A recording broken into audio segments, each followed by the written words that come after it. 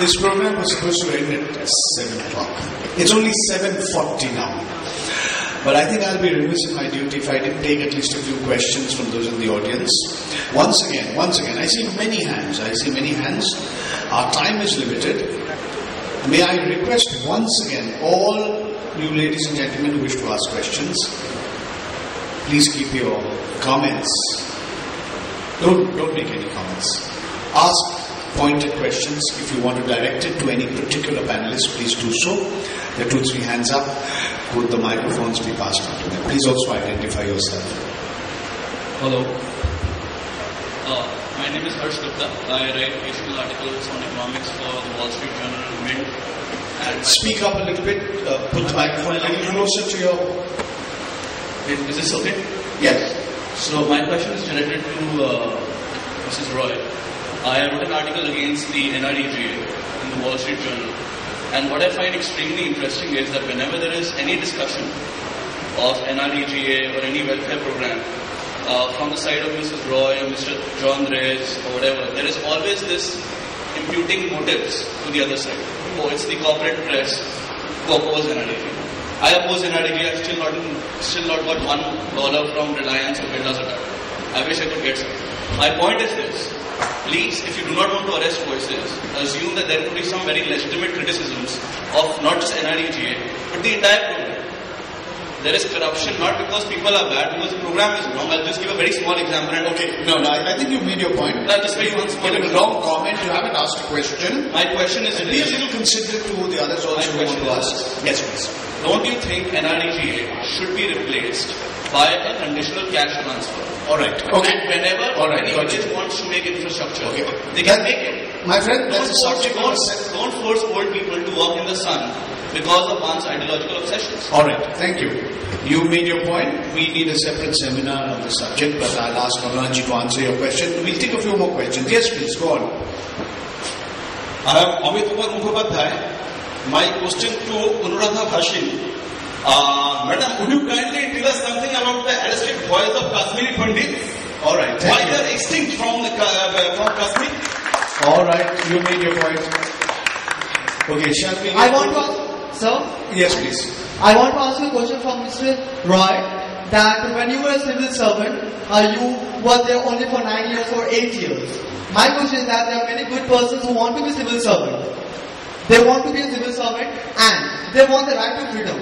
What measures or what suggestions you will give so that the right to freedom of speech can be given to those civil servants? Okay, I mean, basically the question, if I've understood it correctly, he said those who want to be civil servants, what would you have to say to them about their freedom of expression or the actions of freedom of expression? Why don't you go ahead and take the 2 questions that were directed at you? One is the freedom of expression of civil servants, and secondly, whether we should replace the Mahatma Gandhi National Rural Employment Guarantee Program by a conditional cash transfer scheme.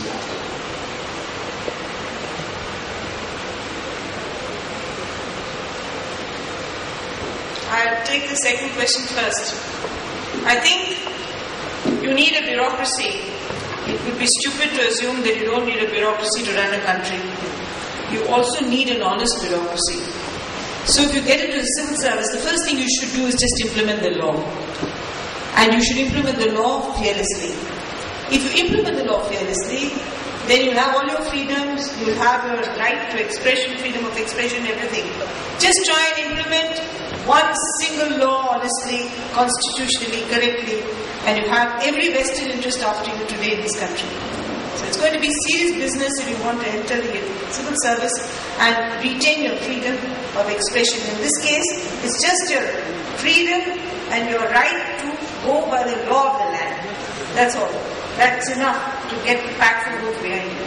So secondly, this question about conditional cash transfer, I don't think Jean and I have great prejudices against people who critique the NREGA. But we have a problem with people who've never lived and worked with rural people coming and critiquing the NREGA just because they have a degree in economics. Sorry?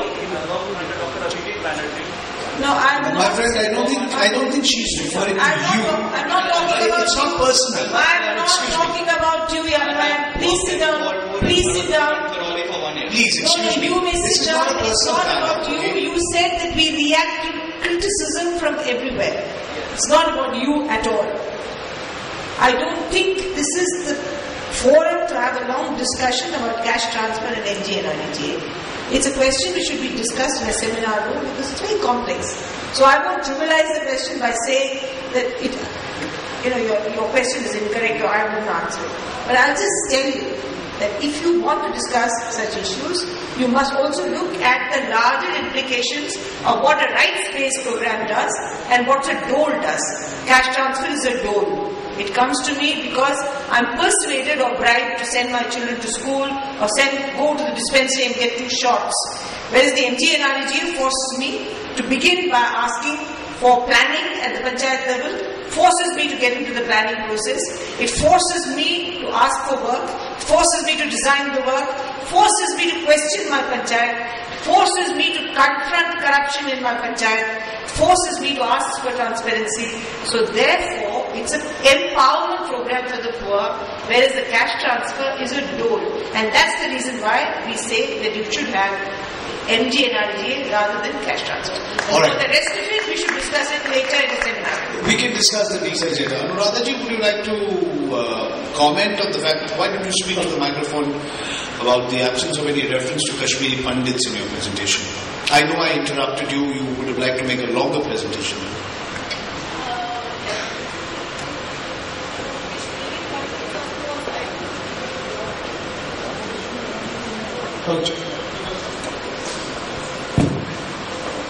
I don't think you heard carefully what I said. When I started off from terrorism by condemning all kinds of terrorism. And if the Pandits were hunted out, it's a much more complicated story. It may take one whole day's debate. It's a much more complicated story than, as some section of media has oversimplified it as all kinds of Kashmiri Muslims having turned out all kinds of Kashmiri Pandits. Which is not the fact. There was some threat perception. There was a genuine threat perception, and they left, and they need to be brought back definitely. And their voice, and as far as other voices are concerned, they're pretty audible as compared to the other voices. What I was trying to focus on was that while the state or the media offers some kind of protection or lends some space to the victims of terrorism, there is no space for the victims of state terror. And this question that I had addressed even earlier to Mr. Singhvi, and he spoke about he's talking about, yes, we are talking to people, we are talking to people over there, people who do not, who believe in the Indian Constitution. We would like to talk to them and we are trying to reach out to them. And the fact remains that while there is no dialogue, there is a talk about dialogue, there is no dialogue. The fact remains that boys even today are being picked up, there are crackdowns and there are raids. So what kind of a democracy is this? And as far as if you're talking about Kashmiri Pandits and if you're concerned only about Kashmiri Pandits, let me remind you that there are 8,000 Kashmiri Pandits still living in the valley. And their numbers have reduced. I mean, they were about 10 years back, there were many more, and the numbers have drastically reduced. And they have reduced not because there is a threat from terrorists, but because the state has refused to protect them. They have been economically suffering, and the state is not looking at their needs. And that is the reason that they are rushing. Okay, thank you. I think there are these questions that have been raised require very complex notes answers. There's no way I can take so many questions. Okay, we have about 10 minutes. So I'll leave the person on the mic. You give it to whoever you want to. I absolve myself of the responsibility. I'm Oindri from MHS, and my first question is for Mrs. Aruna Roy. Only one question, please. Ma'am, you spoke about the minorities forming the arrested voices, but in the current times when the majority is being plagued under the vagaries of reservation, aren't we being discriminated against? It's another seminar, my dear. I mean, reservation. Aren't we forming the arrested voices? Okay, all right. Go ahead. One or two more questions, please. Yes. Hello. Good evening, members of the House. I am Rahul Baksha. I'm from International School of Business and Media. Now, my question is generally for everyone in the panel, but I would like Mr. Purnam Mukherjee to basically answer my question. That is, this is another seminar basically on arrested voices, and we have spoken about very complex situations.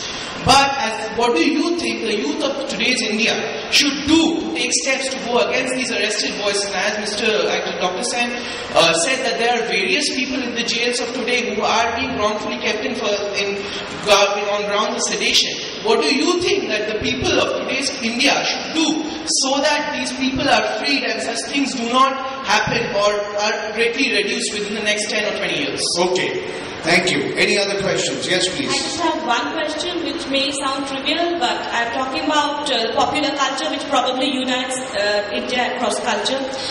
When we had state-controlled media, we had a much more realistic when democracy had the obligation for representation, we had a much more realistic content.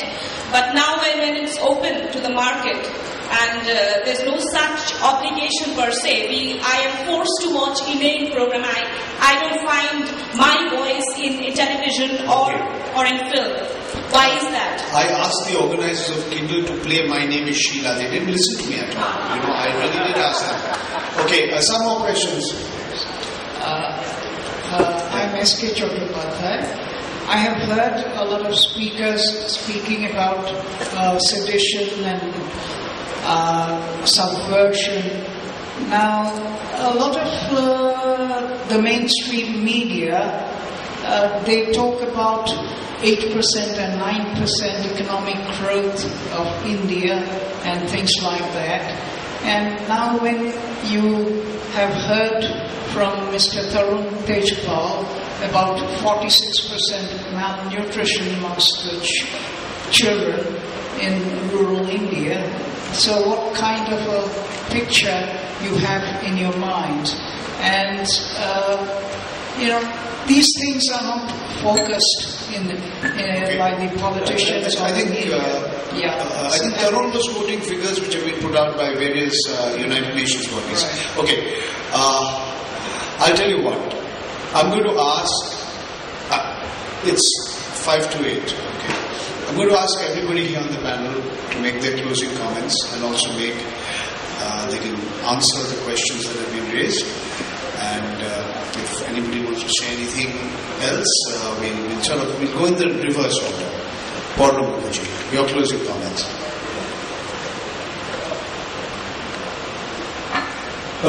Thanks for the question.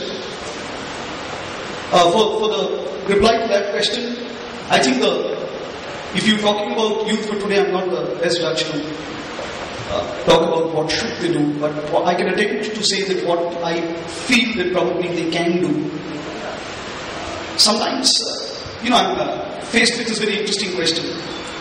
You get a call in the middle of the day. Sir, I'm second year in college. I want a social internship. What? First year I worked for a corporate, second year Narmada, third year human rights. So it sounds good. The mix is good. For the future World Bank or UN job or this social work, things like that. So sometimes, these young kids going to Sattu in Bhopal or Jabbar Sahib in Bhopal, working in Narmada, we also tended to make activism either very scientific or very romantic. It never fell in between that oft-abused word called inner core. So maybe if you have an RTI club in a school or a college, as opposed to just a debate club or a quiz club,